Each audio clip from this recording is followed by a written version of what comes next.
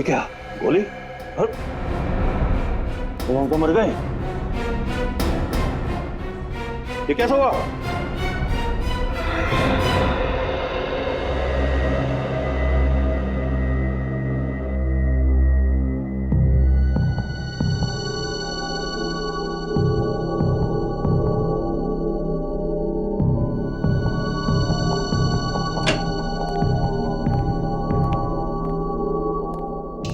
मेरी अनमोल चीज कहाँ चली गई?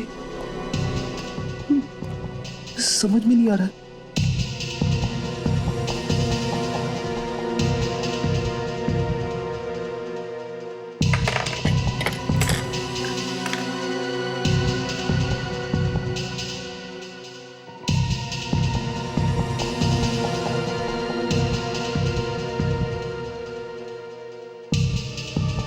एसीपी साहब का डेस्क चेक करूं क्या?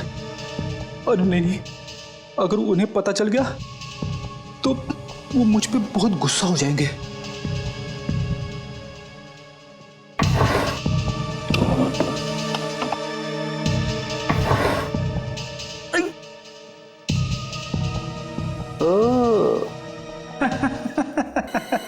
मिल गया मिल गया मिल गया, मेरा अनमोल पेन मिल गया। अब मुझे कवि बनने से कोई नहीं रोक सकता।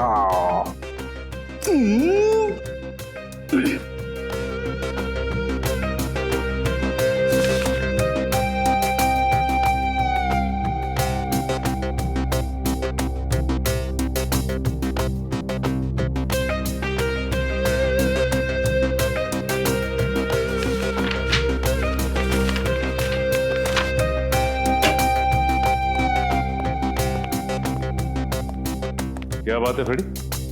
अपने आप से क्या बातें कर रहे हो? बात ही कुछ ऐसी है। भाई ऐसी क्या खुशी की बात है, हमें भी तो बताओ। सुनना तो आपको पड़ेगा ही। मैं जानता हूं सर, एक आप ही है जो मेरी कला की कदर करते हैं। तुम्हारी कला की कदर? ये कागज क्यों फैला है यहाँ पे? इन्हें कागज मत कहिए सर, ये एक कवि के दिल के अनमोल रतन है। कवि के दिल के अनमोल रतन? लेकिन ये कवि कहाँ है? यहीं पे है, इसी बीरो में, आपके सामने खड़ा है। तुम कवि भी हो? क्या बात है। मैंने ऐसी ऐसी कविताएं लिखी है सर, जिन्हें सुन के आपका दिल पसीज जाएगा, आपकी आंखों में से आंसू बहने लगेंगे। तो क्या बात है, सुनाओ। सुनाऊं?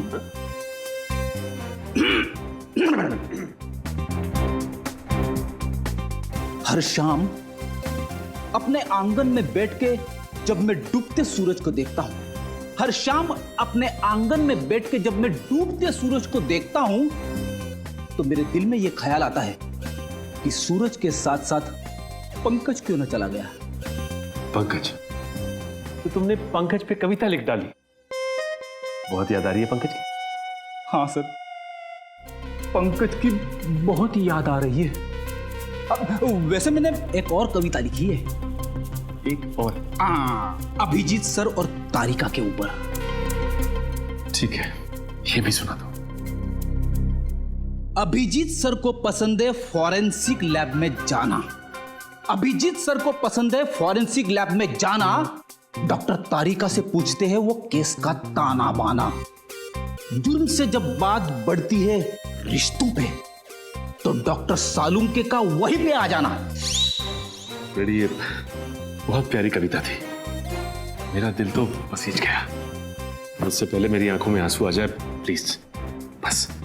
नहीं, मैंने और 2-4 कविताएं लिखी है। वो तुम दीवारों को सुनाओ। नहीं नहीं,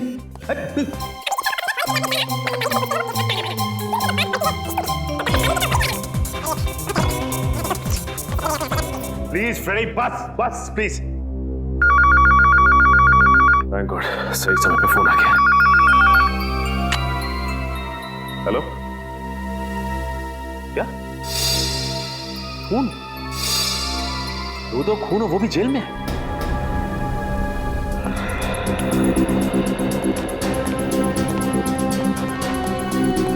आइए सर। आइए सर।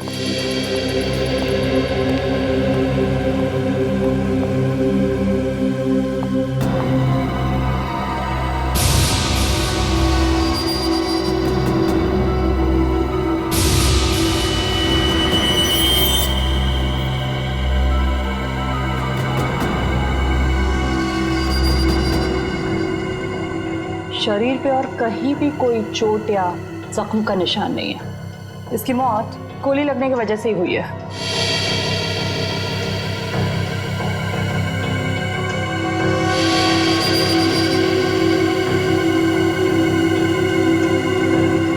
कहीं कोई एग्जिट वुंड भी नहीं है, इसका मतलब गोली शायद शरीर के अंदर ही।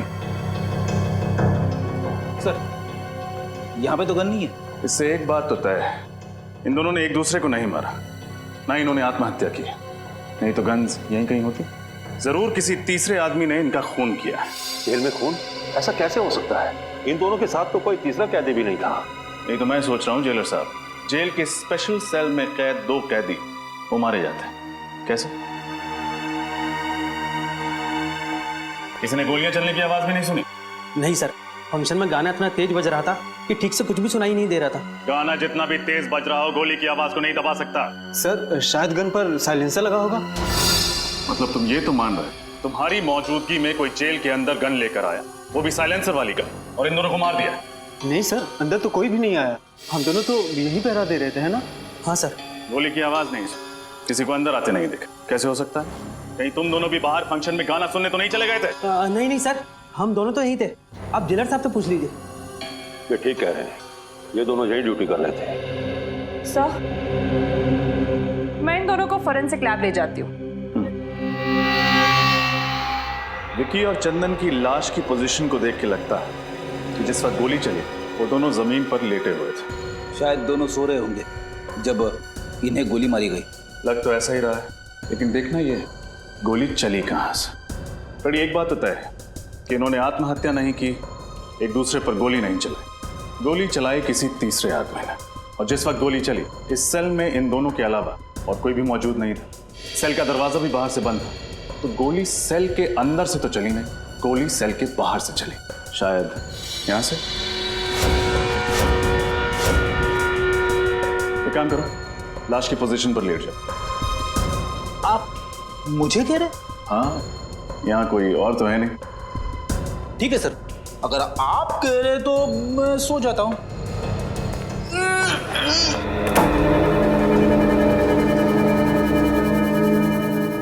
रेडी? अरे सर, सचमुच गोली मत मार देना। घबराओ मत, बंदूक खाली है। यहाँ से पूरी बंदूक को अंदर घुसाना तो मुश्किल है, बाहर से भी गोली चलाई होगी तो जाके लगेगी सामने वाली दीवार में। इस एंगल से विक्की और चंदन को गोली मारना तो नामुमकिन है। गोली यहाँ से तो नहीं चली होगी। तो फिर गोली कहाँ से चली? हो सकता है वहां से। रोशनदान से? मगर रोशनदान तो काफी ऊंचा है और उस पर नेट लगी हुई है। सो तो है फ्रेडी। एक काम करते हैं, मैं बाहर जाके रोशनदान को चेक करता हूँ, तुम जाके जेलर साहब से मिलो, उनसे विक्की और चंदन के बारे में पूछताछ करो। उठ जाऊं? जेलर साहब बाहर हैं, उठना तो पड़ेगा ही।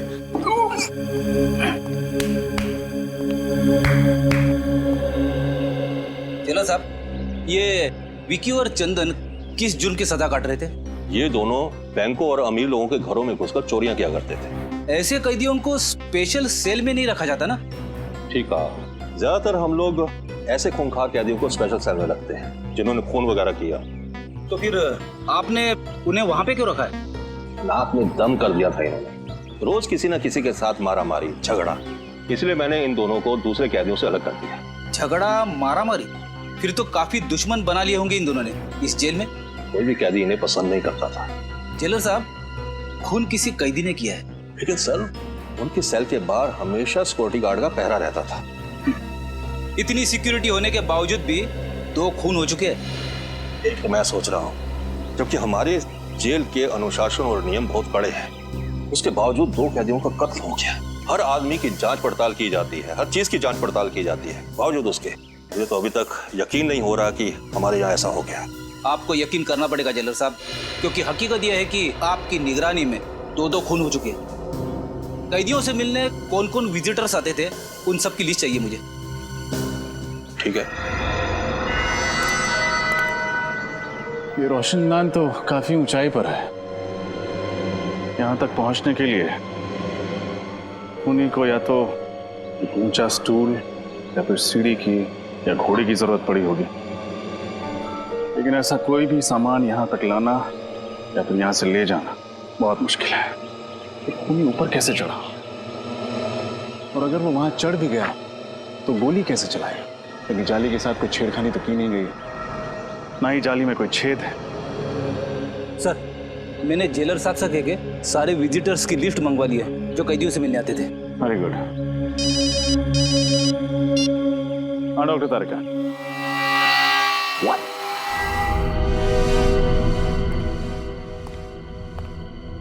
क्या तारिका जी, आपने तो मेरा दिमाग ही घुमा दिया। मैं क्या कर सकती हूँ रजत? मैं वही कह रही हूँ जो सबूत मुझे बता रहे। ये दोनों कैदियों पर दो अलग अलग एंगल से ही गोलियां चली है। लेकिन अलग अलग एंगल से कैसे? विक्की पर जो गोली चली है वो करीबन 60 डिग्री एंगल से चली है। 60 डिग्री मतलब गोली यहां से चली? हाँ, और चंदन पर जो गोली चली है वो करीब 20 डिग्री एंगल से चली।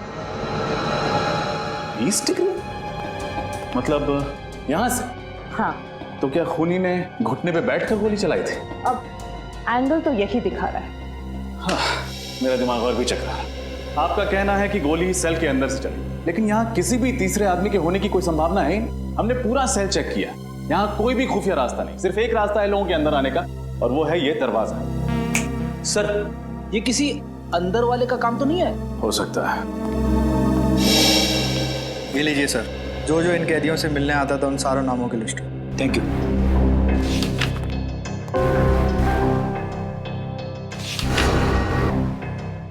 ये देखिए सर, जसलोक नाम का एक आदमी है जो पिछले 1 महीने से 2 कैदियों से मिलने हर रोज जेल में आ रहा है।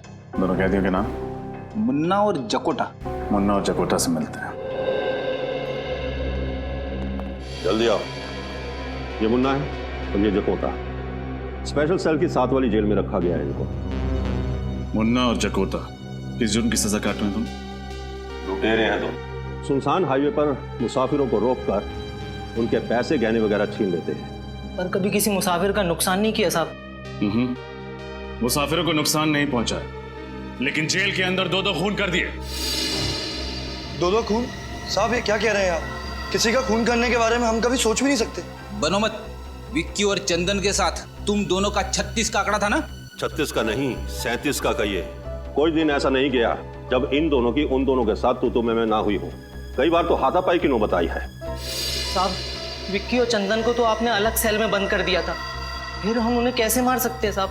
मार सकते हैं, जरूर मार सकते हैं, अपने उस साथी की मदद से जो पिछले 1 महीने से हर रोज तुम दोनों से यहाँ मिलने आता। साथी? आप लोग किस साथी की बात कर रहे हैं साहब? जसलोक की बात कर रहे हैं। जसलोक? वो तो वो क्या?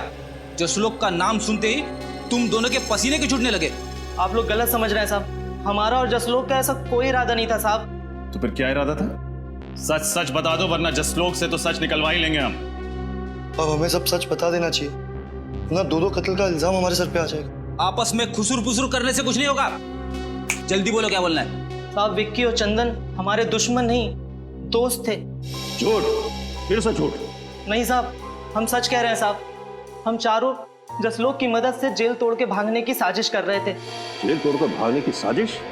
हाँ साहब, इसीलिए उस दिन हमने जेल में झगड़े का नाटक किया था, ताकि आप लोगों को हमारे ऊपर शक ना हो। इतना बड़ा धोखा, इतनी बड़ी साजिश। देखो, अगर ये बात गलत निकली ना तो। आप फिक्र मत कीजिए जेलर साहब, जब भी जसलोक हमारे हाथ लगेगा सच तो बाहर आ ही जाएगा। किसी और पर शक है आपको?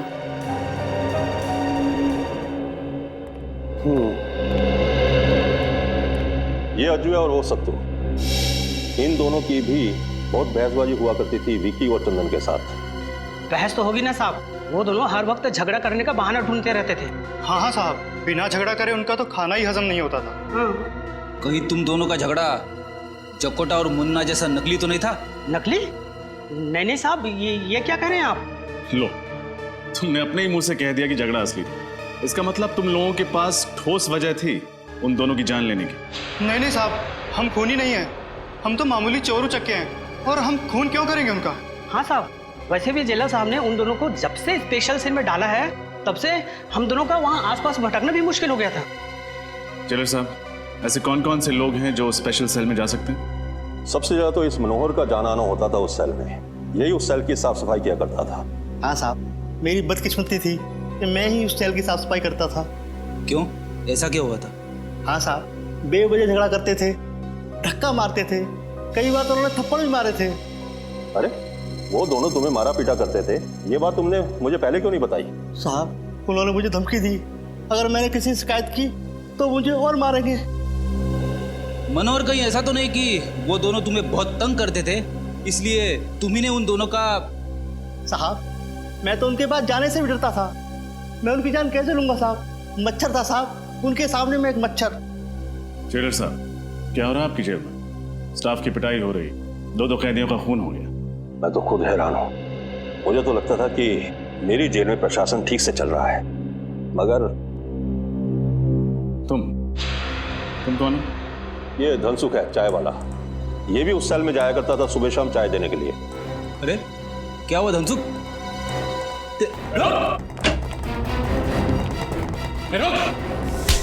मुझे छोड़ दीजिए साहब, मुझे छोड़ दीजिए। क्यों छोड़ दे? मैंने कुछ नहीं किया। कुछ किया नहीं तो बात क्यों रहा था? मैं डर गया था साहब। बेगुनाह लोग डरते नहीं है, समझे? क्या तुम्हारा भी कोई झगड़ा हुआ था उनके साथ? नहीं साहब, मुझसे तो दोनों प्यार से बातें करते थे। आखिरी बार चाय कब देने गए थे उन्हें? यही कोई 7:30-8 बजे के करीब। यानी फंक्शन शुरू होने से पहले? हाँ साहब, पर मैं अंदर नहीं गया। क्यों, अंदर क्यों नहीं गए? साहब, मेरी चाय खत्म हो गई थी, इसलिए मैं बाहर से ही वापस आ गया। लेकिन सेल के पास तो गए थे ना, कुछ तो देखा होगा तुमने। क्या उस वक्त दोनों ठीक थे? हाँ साहब, दोनों अच्छे भले थे, आपस में बातें भी कर रहे थे। बातें कर रहे थे? क्या बातें कर रहे थे? कुछ सुना था तुमने? हाँ साहब, याद आया। क्या है, क्या बात है? भाई ये क्या मुसीबत है? मच्छरों ने काट काट कर बेहाल कर दिया है, जीना हराम हो गया है। हाँ? अरे मच्छर काट रहे हैं तो मच्छरदानी मंगवाऊं? जाओ और चुपचाप सो जाओ। अरे यहाँ बैठना मुश्किल हो रहा है और सोने की बात कर रहे हो?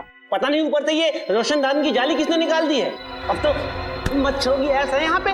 तुम लोगों का ना रोज रोज का नाटक हो गया है। कभी मारपीट करते हो, कभी गुंडागर्दी करते हो, तो कभी मच्छर का बहाना करते हो।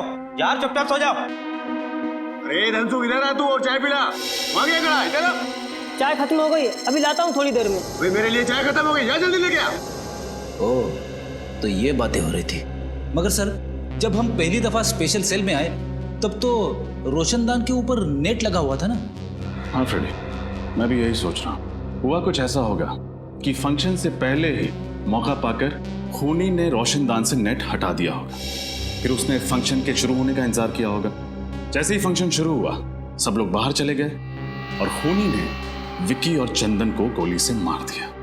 फिर वापस भागने से पहले उसने रोशनदान पर नेट वापस लगा दिया।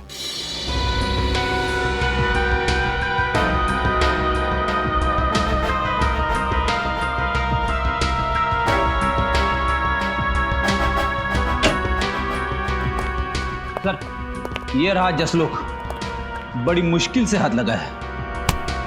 9-2-11 होने के फिराक में था। तो आप हैं मिस्टर जसलोक, जो पिछले 1 महीने से हर रोज मुन्ना, जकोटा, विक्की और चंदन से मिलने के लिए जेल में जाते थे? हाँ? क्या बकवास कर रहे हैं सर? एक तो आपका ऑफिसर मुझे जबरदस्ती उठाकर लेकर आया, ऊपर से आप अनाप शनाप बकी जा रहे हैं। अरे जेल में किसी से मिलना गुनाह है क्या?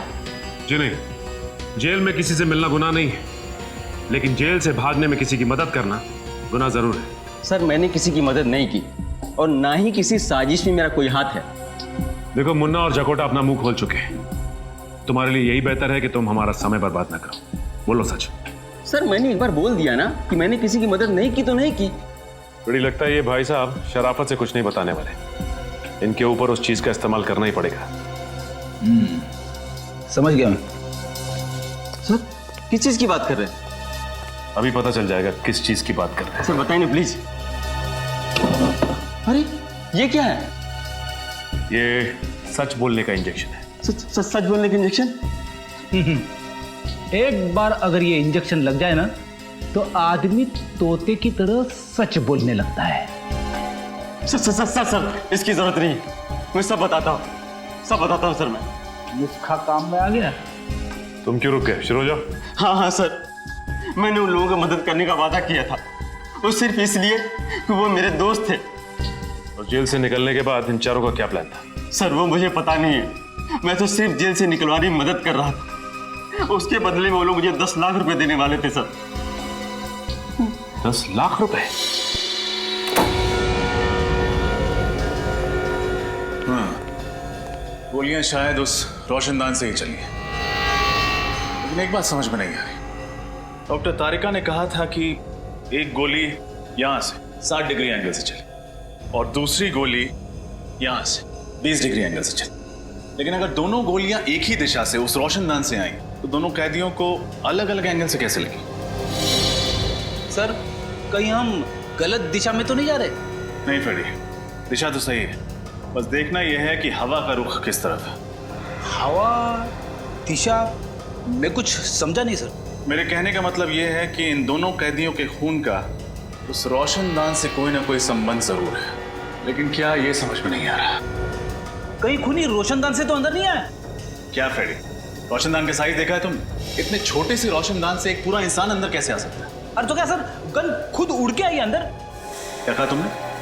नहीं सर, नहीं, शायद सही कहा तुमने। हाँ, गन उड़ के ही सेल के अंदर आई। गन उड़ के अंदर ही?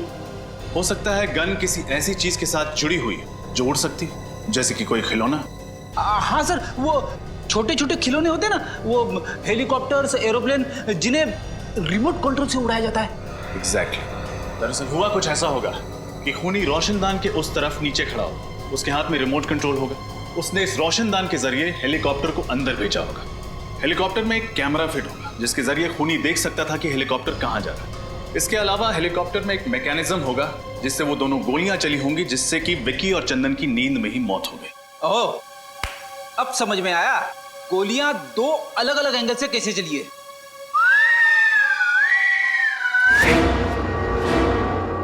करेक्ट।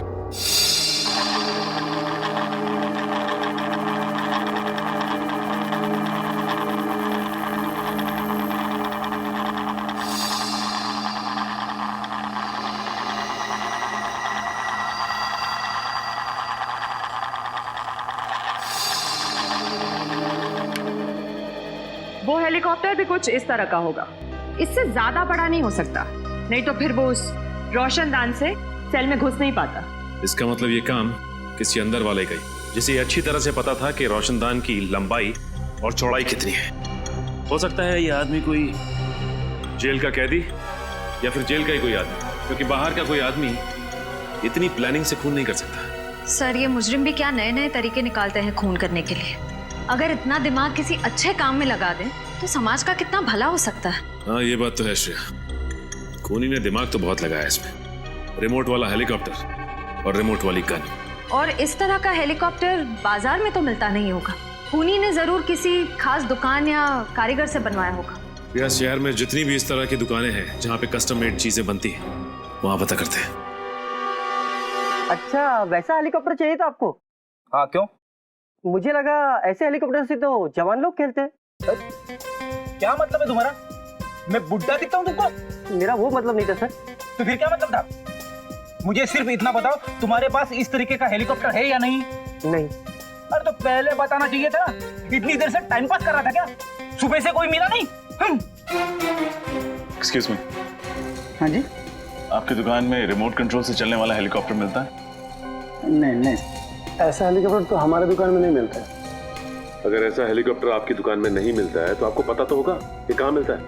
एक काम कीजिए सर, आगे चले जाइए और पूछ लीजिए, उनको शायद पता होगा कहाँ मिलता है। आपको नहीं पता?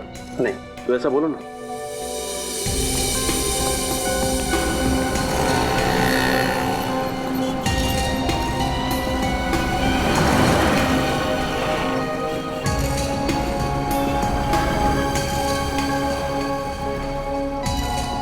उस तरफ से नहीं मिला। नहीं, उस तरफ भी कुछ नहीं। क्या फ्रेडी, हमारा चेहरा लाल क्यों? कुछ नहीं सर, कुछ भी नहीं मिला। उधर एक दुकान है, चल के पूछना।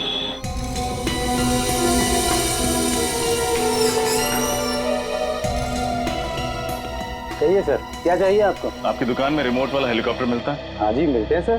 दिखाइए जरा। फिलहाल तो सब बिक चुके हैं, अगर आप कहें तो आपके लिए ऑर्डर से मंगवा देता हूँ। जी नहीं, उसकी जरूरत नहीं।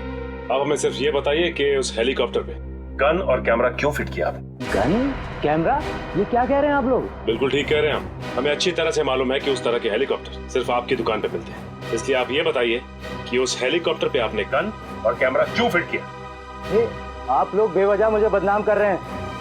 अच्छा, तो आप लोग ऐसे नहीं माने, मैं अभी पुलिस को फोन करता हूँ। लीजिए, आपने मदद मांगने के लिए फोन उठाया ही था और सीआईडी हाजिर। सीआईडी? जी हाँ, सीआईडी। अब बताइए, किसके कहने पर आपने एक खास हेलीकॉप्टर बनवाया था? किसी के नहीं सर। किसी के नहीं? दो खून हुए हैं आपके इस कातिल खिलौने से, और वो भी जेल में। दो खून, वो भी जेल में? ये बताइए कि किसके लिए किया है ये सब आप, बोलो। मैं सच कह रहा हूँ सर, मैं इस बारे में कुछ नहीं जानता। आप नहीं जानते तो शायद कोई और जानता होगा। आपके अलावा और कौन है इस दुकान में? इस दुकान में तो मेरे अलावा बस मेरा आदमी राजेश। कहाँ है राजेश? बुलाओ उसे। वो तो अभी बाहर गया है, बस आता ही होगा। ये लीजिए राजेश, ये लोग सीआईडी से हैं। सीआईडी? रुक।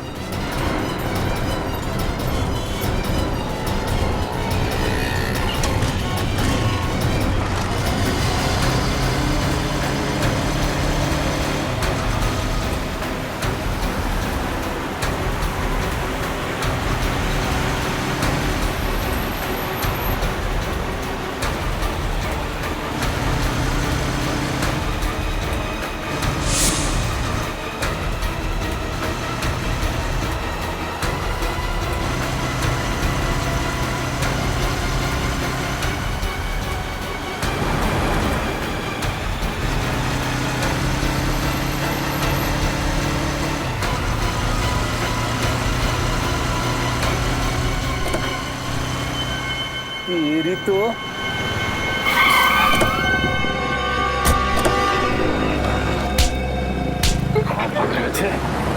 अगर हेलीकॉप्टर में भागते तो शायद बच भी जाते, लेकिन अफसोस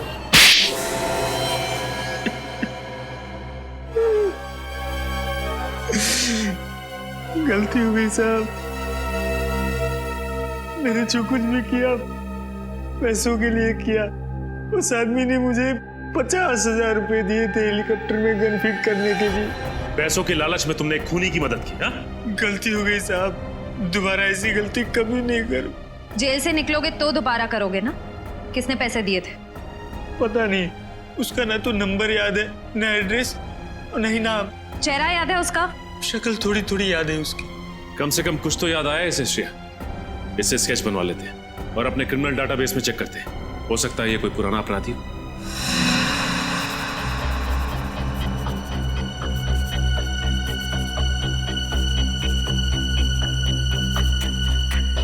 आंख सर थोड़ी सी छोटी और थोड़ी सी लंबी।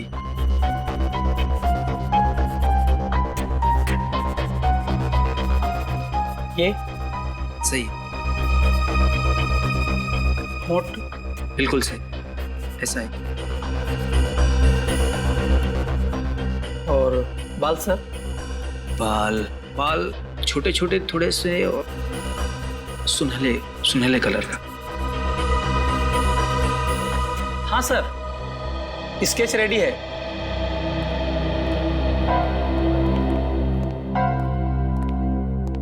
ये वही आदमी है? यस मैम, वही है। श्रेया, काम कर, अपने क्रिमिनल डाटाबेस में देखो, हो सकता है पुराना क्रिमिनल हुई। सर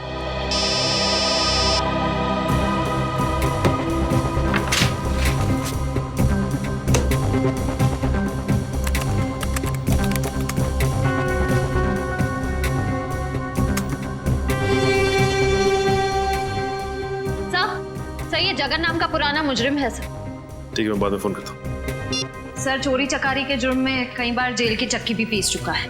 छोटा मोटा चोरी करने वाला ये खूनी कब से बन गया? सर पिछले 6 महीने से उसी वसंत वज्र जेल में था, जहाँ पर विक्की और चंदन भी थे। इसका मतलब ये तीनों आपस में जरूर मिले होंगे और तीनों का कोई ना कोई कनेक्शन है।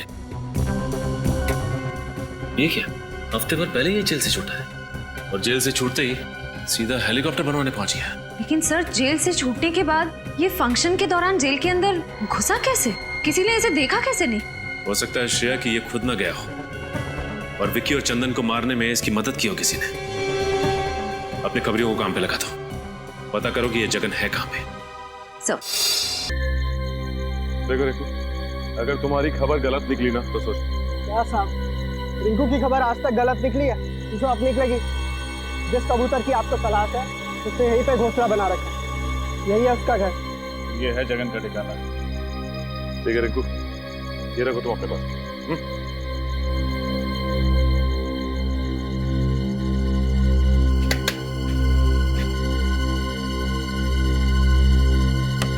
कौन है?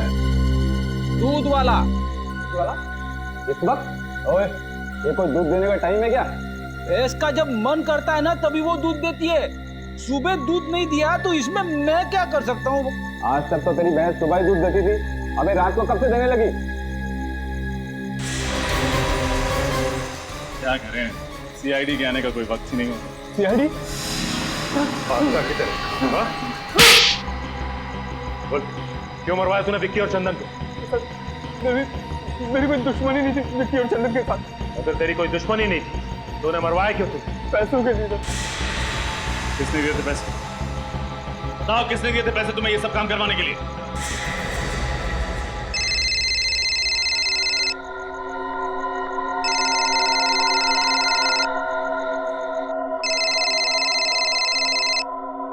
हेलो, मैं जगन बोल रहा हूँ। मैंने तुमसे कहा था ना, तुम मुझे कभी फोन मत करना। देखो मैं तुमसे मिलना चाहता हूँ। तुम्हारा दिमाग तो खराब नहीं हो गया? देखो तुम्हें मुझसे मिलना ही पड़ेगा, नहीं तो मैं। नहीं तो क्या धमकी दे रहे हो मुझे? आज रात 9:30 बजे ज्वाला रोड इंतजार करूंगा। अगर नहीं आए तो? नहीं आए तो क्या कर लोगे? हेलो हेलो, नहीं आया तो क्या कर लोगे? आज तुमसे मिलकर तुम्हारा हिसाब किताब चुकता करना ही पड़ेगा।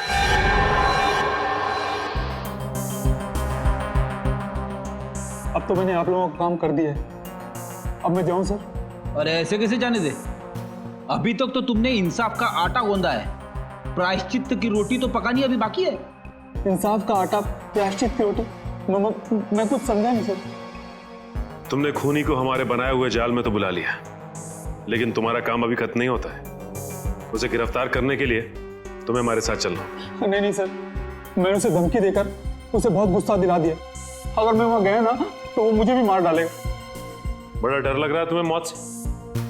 उस वक्त एक बार भी नहीं सोचा जब जेल में 2 कैदियों को मौत के घाट उतारने की प्लानिंग चल रही थी?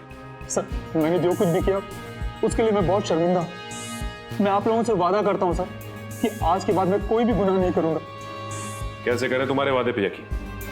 एक जुर्म की सजा काट के आए हो और दूसरा गुनाह कर बैठे। सर, मेरे लिए नहीं तो कम से कम मेरे बीवी बच्चों के लिए मुझे माफ कर दीजिए। मेरे बिना उनका भविष्य अंधकार में हो जाएगा। बड़ी फिक्र है ना तुम्हें अपने परिवार की? जुर्म करते वक्त एक बार भी ख्याल नहीं आया उनका? सर, मुझे एक मौका दे दीजिए अच्छा इंसान बनने के। मैं आप लोगों को कभी शिकायत का मौका नहीं दूंगा और आप लोग जैसा कहेंगे मैं वैसा करने को तैयार हूं। ठीक है, जिसका भी हाथ है इन सब के पीछे वो जल्द से जल्द हमारी गिरफ्त में होगा।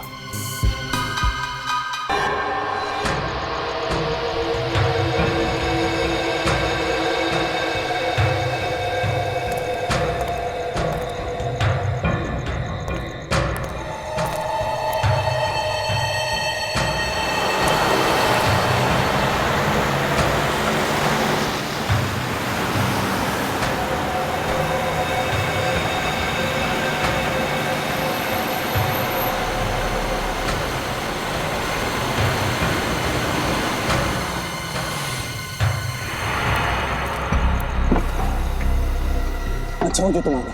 मुझे सीआईडी की धमकी देने की तुम्हारी हिम्मत कैसे हुई? देखो, सीआईडी तुम्हारी वजह से मेरे पीछे पड़ी है। अब तुम्हारा फर्ज बनता है कि तुम मुझे सीआईडी से बचाओ। अच्छा, मैंने जो तुमसे काम करवाया उसकी कीमत मैं दे चुका हूँ और तुम्हें सीआईडी से बचाने का मैंने ठेका नहीं ले रखा। देखो, मुझे फांसी पे नहीं चढ़ना, तुम्हें सीआईडी से बताना ही होगा कि असली गुनहगार तुम हो, समझे ना? अच्छा, मुझे लगता है तू ऐसे नहीं मानेगा। रुक, तेरा तो एक ही इलाज है। नहीं, इतना बड़ा धोखा। सीआईडी के सामने गोलीबारी अच्छी बात नहीं है।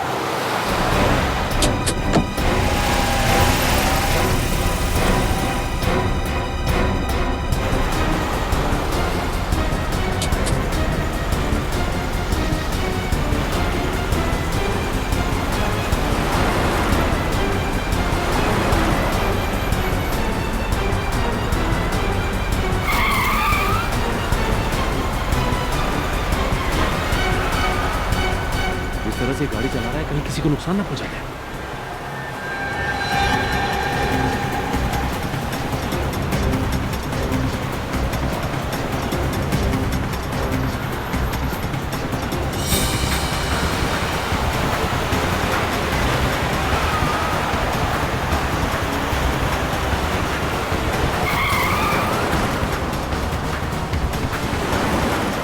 टायर पे गोली मारो।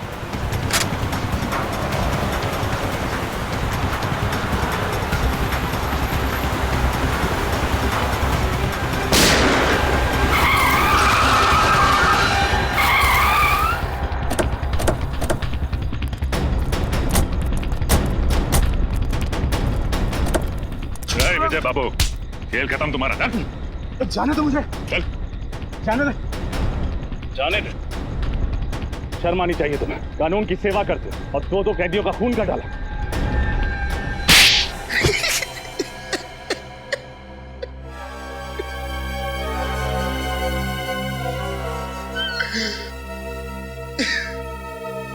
मैंने उन लोगों को मारने का इरादा बहुत पहले ही कर लिया था। इंतजार था तो बस एक सही मौके का, और वो मौका मुझे मिला जेल के उस फंक्शन के दौरान। क्यों? ऐसा क्या किया था उन दोनों ने तुम्हारे साथ, जो पुलिस में होते हुए भी तुमने कानून को अपने हाथ में लिया? उन लोगों ने मेरी बहन के घर चोरी तो की ही थी, साथ ही साथ उन्होंने मेरी बहन अर्चना के साथ छेड़छाड़ और जबरदस्ती की थी। क्या? तो तुमने ये बात किसी से कही क्यों नहीं? मैं डरता था कि समाज में बदनामी होगी, मेरी बहन का घर से बाहर निकलना मुश्किल हो जाएगा। बस इसी डर से मैं अपना मुंह बंद करके बैठा था, और विक्की और चंदन इसी डर का फायदा उठाकर मुझे ब्लैकमेल करने लगे थे। नजरें क्यों चुरा रहे हो विजय बाबू? लगता है हमें देखकर विजय बाबू की आंखों में आंसू आ जाते हैं, इसलिए नजरें चुरा लेते हैं। क्यों? पर चंदन, हमें देखकर विजय बाबू को रोना क्यों आता है? क्योंकि शायद इसे अपनी बहन अर्चना की याद आ जाती है। अरे बाप रे, चंदन, चंदन इसे गुस्सा आ रहा है, इसे बहुत तेज गुस्सा आ रहा है। चंदन, चंदन, मुझे डर लग रहा है। चंदन, मेरे हाथ कांप रहे हैं। ये अगले हफ्ते तक 20,000 रुपए मिल जाने चाहिए हमें, वरना तेरी बहन अर्चना की दुखद कहानी ना बहुत जल्दी पूरे शहर की जुबान पे होगी बेटा, समझा? और आंखें मत घूर न दिखा। चल काम कर अपना।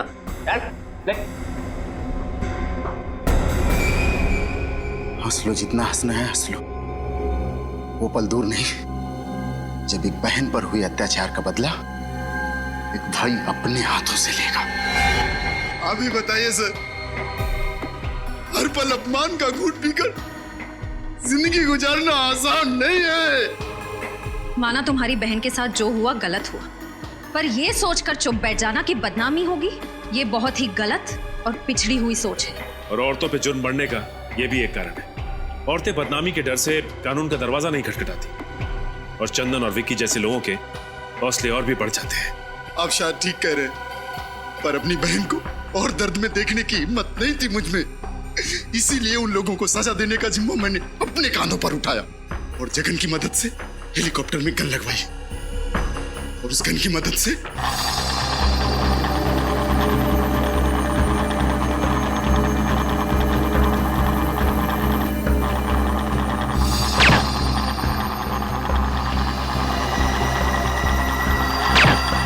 माना कि तुमने जो किया अपनी बहन का बदला लेने के लिए किया, पर अगर बदले की आड़ में हर इंसान जुर्म करने लगे तो समाज में जंगल राज फैलने में देर नहीं लगेगी। मैंने जिन लोगों को मारा वो कोई अच्छे लोग नहीं थे। ये सही है कि वो लोग अच्छे नहीं थे, लेकिन गुनाह तो फिर भी गुनाह होता है, और तुम्हें क्या सजा देनी है ये अब अदालत तय करेगी।